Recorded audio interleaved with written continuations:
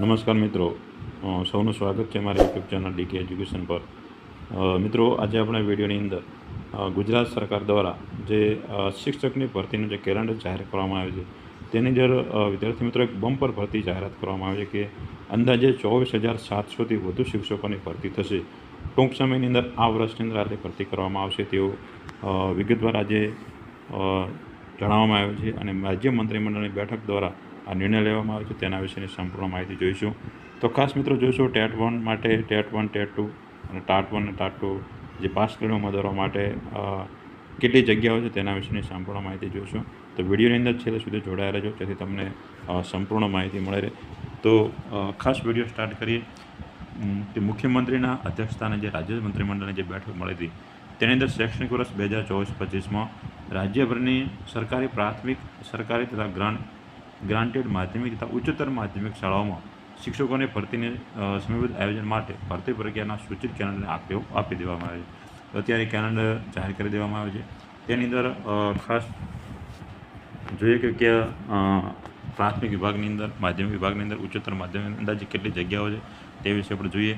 તો ખાસ જોઈએ તો અંદાજે 24,700થી વધુ શિક્ષકોની ભરતી થશે તેવું આજની બેઠકની અંદર જણાવવામાં આવ્યું છે. તો ખાસ આપણે જોઈએ કે આપણા મુખ્યમંત્રી ભૂપેન્દ્ર પટેલ દ્વારા શું જાહેર કરવામાં ખાસ જોઈએ કે ટેટ 1 અને ટેટ 2 પાસ સહિતના યુવાનોને વિશાળ હિતમાં મુખ્યમંત્રી શ્રી ભૂપેન્દ્ર પટેલના નેતૃત્વની અંદર રાજ્ય સરકારનો ઉદાત્ત અભિગમ અને આપણે જે પ્રવક્તા મંત્રી ઋષિકેશ પટેલ દ્વારા શું જાહેરાત કરવામાં આવી છે તે વિશેની આપણે ખાસ વિસ્તારથી માહિતી જોઈશું કે મુખ્યમંત્રી ભૂપેન્દ્ર પટેલની અધ્યક્ષતામાં મળેલી મંત્રીમંડળની બેઠકે રાજ્ય સરકારી પ્રાથમિક, સરકારી તથા ગ્રાન્ટેડ માધ્યમિક તેમજ ઉચ્ચતર માધ્યમિક શાળાઓની અંદર શિક્ષકોની ભરતી પ્રક્રિયાના સમયબદ્ધ આયોજન માટે એક ભરતી કેલેન્ડરને આખરી આપી દેવામાં આવ્યો છે. તેની અંદર જણાવવામાં આવ્યું છે કે ગુજરાતના શિક્ષણ મંત્રી કુબેરભાઈ ડિંડોર દ્વારા તથા રાજ્યમંત્રી પ્રફુલભાઈ પાનસરિયાના માર્ગદર્શન હેઠળ આ કેલેન્ડરની સમયબદ્ધ અમલીકરણ થતી ઓગસ્ટ 2024થી ડિસેમ્બર 2024 દરમિયાન જુદી જુદી સંભવિત તારીખોએ વિવિધ જગ્યાઓ પર અંદાજે 24,700થી વધુ શિક્ષકો ભરતી પ્રક્રિયા માટેની જાહેરાત પ્રસિદ્ધ કરીને તેની કાર્યવાહી હાથ ધરવામાં આવશે. તો આમ મિત્રો જોઈએ ઓગસ્ટથી ડિસેમ્બરની અંદર આજે 24,400ની જે ભરતી કરવાની છે તેની ભરતી બહાર પાડવામાં આવશે તેઓ જાહેર કરવામાં આવી છે. બીજું ખાસ રાજ્ય સરકારના પ્રવક્તા મંત્રી ઋષિકેશ પટેલે મુખ્યમંત્રી શ્રી ભૂપેન્દ્ર પટેલ નેતૃત્વની વર્તમાન સરકારે રાજ્યના યુવાનોના હિતની અંદર જ્યાં મહત્વપૂર્ણ આયોજનની વિગતો આપે છે તે વિગતો આપણે ખાસ જોઈએ કે કયા વિભાગની અંદર કેટલી જગ્યા છે, ક્યારે ભરતી આવશે તેના વિશેની સંપૂર્ણ માહિતી જોઈ લઈએ. તો ઋષિકેશ પટેલ દ્વારા એવું જણાવવામાં આવ્યું છે કે ગ્રાન્ટેડ શાળાઓની અંદર આચાર્ય એટલે એચમેટ પાસ ઉમેદવારોને 1200 જેટલી અંદાજિત સંખ્યાઓને ગ્રાન્ટેડ શાળાઓમાં જૂના શિક્ષકોની અંદાજિત 2200 જેટલી જગ્યાઓ ભરવા માટે જાહેરાત તારીખ 1 ઓગસ્ટ 2024ના રોજ કરવામાં આવશે. એટલે ખાસ મિત્રો જે આચાર્યની જે એચમેટ જે પાસ પરીક્ષા કરીને બેઠા છે તેમાં ઉમેદવારોને આચાર્યના પદ માટે 1200 જેટલી જગ્યાઓ અને જે જૂના શિક્ષકોની જે ભરતી બાકી હતી તેમની 2200 જગ્યાઓની જાહેરાત તારીખ 1 ઓગસ્ટ રોજ જાહેર કરવામાં આવશે તેવું જણાવી દેવામાં આવે છે. બીજું ખાસ જોઈએ તો ઉચ્ચતર માધ્યમિક શાળાઓની અંદર અને ગ્રાન્ટેડ ઉચ્ચતર માધ્યમિક શાળાઓની અંદર શિક્ષણ સહાયક એટલે ટાટ હાયર સેકન્ડરી કે ટાટ 2 પાસ ઉમેદવારોની અંદાજે 4,000 જેટલી જગ્યાઓ જેમાં સરકારી ઉચ્ચતર માધ્યમિક શિક્ષણ સહાય માટે 750 અને ગ્રાન્ટેડ સહાય માટે 3,250 આમ કુલ મળીને 4,000 જગ્યાઓનો સમાવેશ થાય છે. તેની સંભવિત જાહેરાત તારીખ 1 સપ્ટેમ્બર 2024ના રોજ હશે. એટલે જે ટાટ 2 પાસ કરીને જે બેઠેલા ઉમેદવારો છે તેમના માટે 4,000 જેટલી શિક્ષકોની ભરતી 1 સપ્ટેમ્બરના રોજ તેની ભરતીને જાહેર કરવામાં આવશે તેવું આપણા પ્રવક્તા મંત્રી ઋષિકેશ પટેલ દ્વારા જાણવામાં આવે છે. બીજું ખાસ ટાટ 1 જે પાસ કરેલા ઉમેદવારો તેની માહિતી જોઈએ કે સરકારી અને ગ્રાન્ટેડ માધ્યમિક શાળાઓની અંદર શિક્ષણ સહાયની કુલ 3500 જગ્યાઓ માટે જાહેરાતની સંભવિત તારીખ 1/10/2024 એટલે 1 ઓક્ટોબર 2024 રહેશે. જેમાં માધ્યમિક શિક્ષણ સહાયક 500 જગ્યાઓ જ્યારે ગ્રાન્ટેડ માધ્યમિક શિક્ષણ સહાયક 3,000 જગ્યાઓની ભરતી કરવામાં આવશે. તો મિત્રો જેમને જે ઉમેદવારો ટાટ 1 પરીક્ષા પાસ કરીને બેઠા છે તેમના માટે 3,500ની જગ્યાઓ પર ભરતી કરવામાં આવશે જે 1 ઓક્ટોબર 2024 જાહેરાત થશે એવું આજના બેઠકની અંદર જાણવા મળ્યું છે.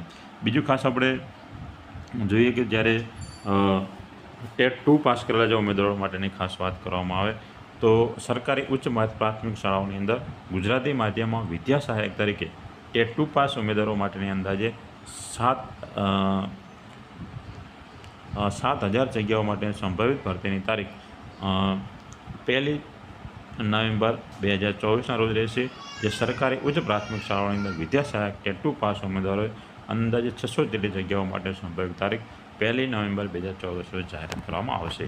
એટલે કે ખાસ જોઈએ તો જેને ટેટ 2 પાસ કરીને બેઠેલા ઉમેદવારો છે તેમના માટે અંદાજે 7,000 જગ્યાઓ પર ભરતી કરવામાં આવશે.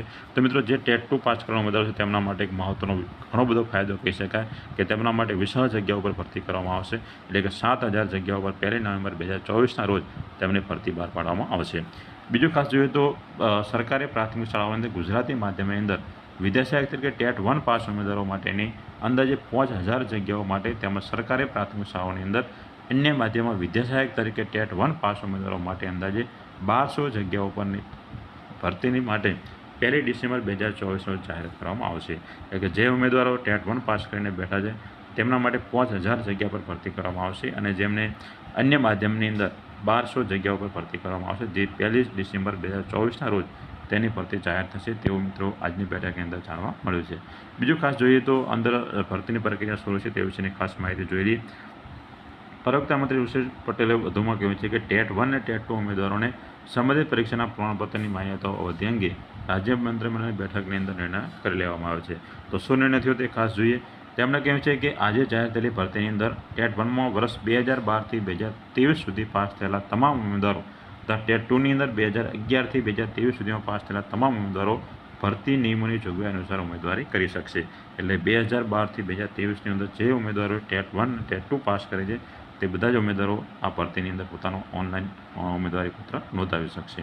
બીજું ખાસ જાણવા ખાસ જોઈએ વધારાની અંદર કહેવામાં આવે છે કે આ ભરતી બાદ 2023ની અંદર ટેટ 1-2 પાસ થયેલા ઉમેદવારોના પ્રમાણપત્રોની માન્યતાની અવધિ પ્રમાણપત્ર ઇસ્યુ કરવાની તારીખથી 5 વર્ષે અથવા તો NCT દ્વારા રાષ્ટ્રીય શિક્ષણ નીતિ 2020 અંતર્ગત 9 માળખું જાહેર થાય તે બેમાંથી વહેલો હશે ત્યાં સુધીનો રહેશે. એટલે જે ટેટ 1-2ના જે પ્રમાણપત્ર તેના વિશેની ખાસ વાત કરવામાં આવે છે. બીજું જોઈએ એટલું જ નહીં, વર્ષ 2023માં પહેલાં ટેટ 1-2 પરીક્ષા પાસ થયેલા ઉમેદવારોના શિક્ષણ યોગ્યતા કસોટીના પ્રમાણપત્ર આ ભરતી પ્રક્રિયા માટે માન્ય ગણાશે. એટલે કે 2023 પહેલાં જેમણે ટેટ 1-2 પાસ કરી છે તેમને પણ આ પ્રમાણપત્ર માન્ય ગણાશે. ત્યારબાદ વર્ષ 2023ની અંદર પહેલાંના શિક્ષણ યોગ્યતા કસોટીના પ્રમાણપત્રની અવધિ માન્ય ગણવાની રહેશે નહીં તેવું પણ ગણવામાં આવે છે.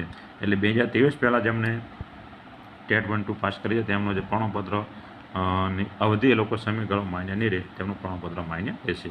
બીજું વધારાની અંદર એવું જણાવવામાં આવે છે કે 29 એપ્રિલ 2023ના ઠરાવ મુજબ સરકારી અનુદાનિત માધ્યમિક અને ઉચ્ચતર માધ્યમિક શાળાઓની અંદર ટાટ માધ્યમિક ટાટ ઉચ્ચતર માધ્યમિક ઉમેદવારો માટે વર્ષ 2023ની અંદર લેવામાં આવેલી દ્વિસત્રીય શિક્ષણ અભિવૃદ્ધિ કસોટીના પરિણામે ધ્યાન લેવામાં આવશે.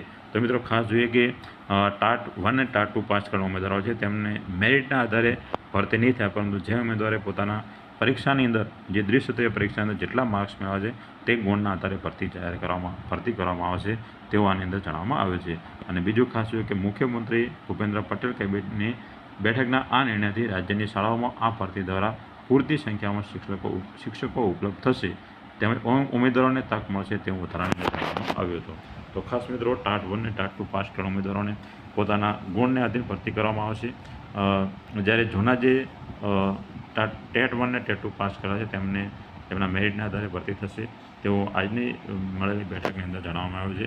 તો ખાસ મિત્રો 24,700ની જે બમ્પર ભરતી તેના વિશેનો આજની બેઠકમાં મળેલી માહિતી મુજબ ઓક્ટોબરથી ઓગસ્ટ મહિનાથી ડિસેમ્બર મહિના સુધી અલગ અલગ જે ઉચ્ચતર વિભાગથી કરીને પ્રાથમિક વિભાગ સુધી 24,700ની ભરતી થશે તેવું આજની બેઠક દ્વારા ઋષિકેલ પટેલ દ્વારા માનનીય મુખ્યમંત્રી શ્રી ભૂપેન્દ્ર પટેલની અધ્યક્ષતાની અંદર આ જાહેરાત કરવામાં આવી છે તે વિશેની આપણે માહિતી છે.